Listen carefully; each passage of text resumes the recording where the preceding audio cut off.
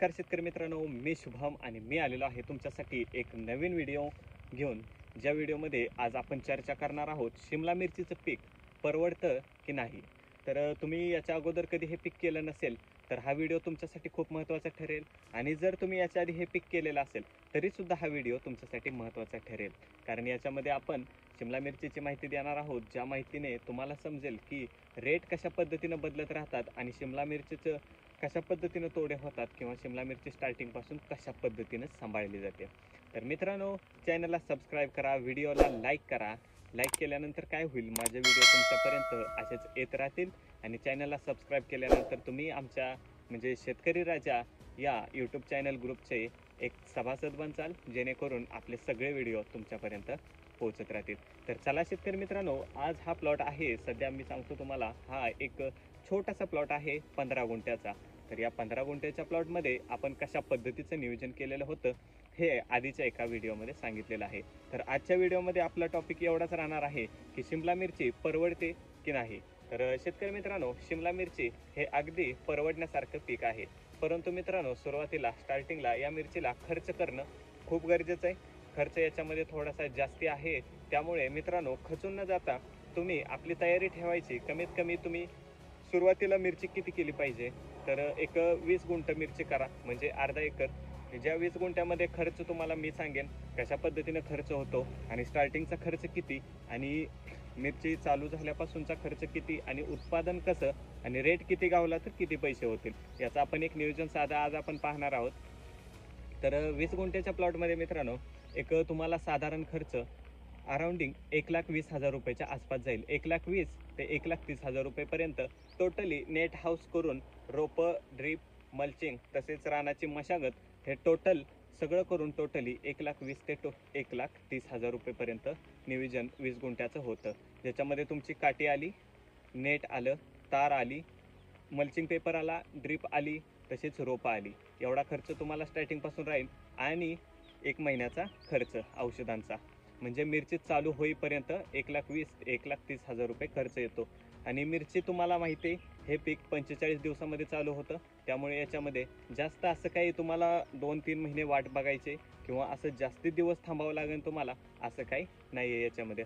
तर मित्रांनो, 1,20,000 ते 1,30,000 रुपये जवळ ठेवून अर्धा एकर मिरचीचं क्षेत्र तुम्ही नक्की करून बघा.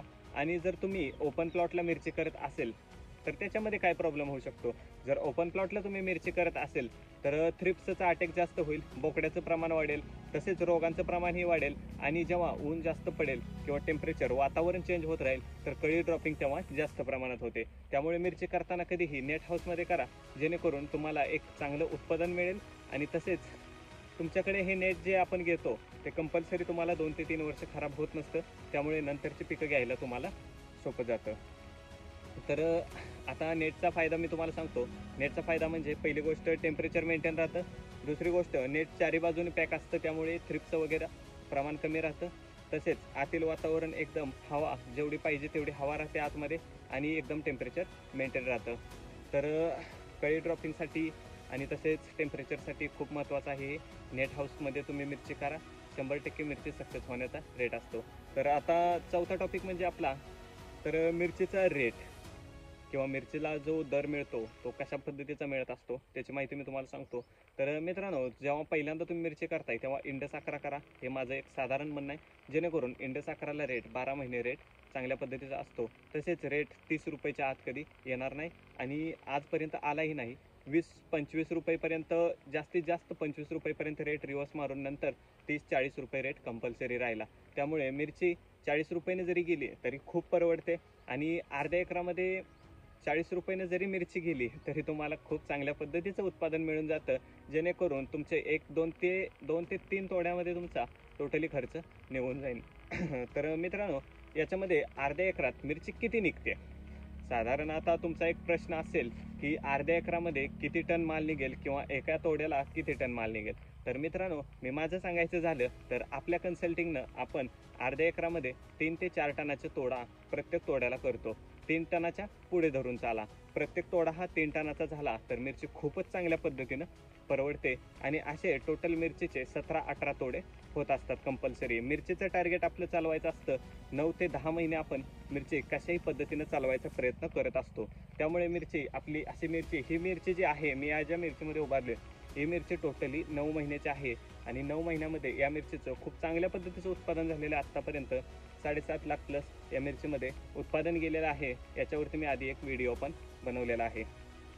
तर तुम्हाला आजच्या व्हिडिओमध्ये आपल्या समजलं की मिरची नेट हाऊसमध्ये का करावी, मिरचीला खर्च किती आणि कशा पद्धतीनं उत्पन्न निघतं, रेट कशा पद्धतीनं राहतो हे आजच्या व्हिडिओमध्ये तुम्ही पाहिलं.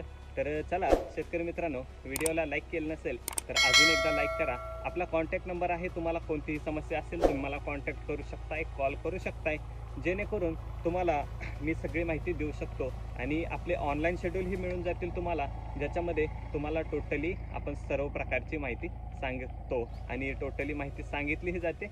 तर चला मित्रांनो, भेटूया पुन्हा एकदा अशाच माहितीशीर व्हिडिओमध्ये.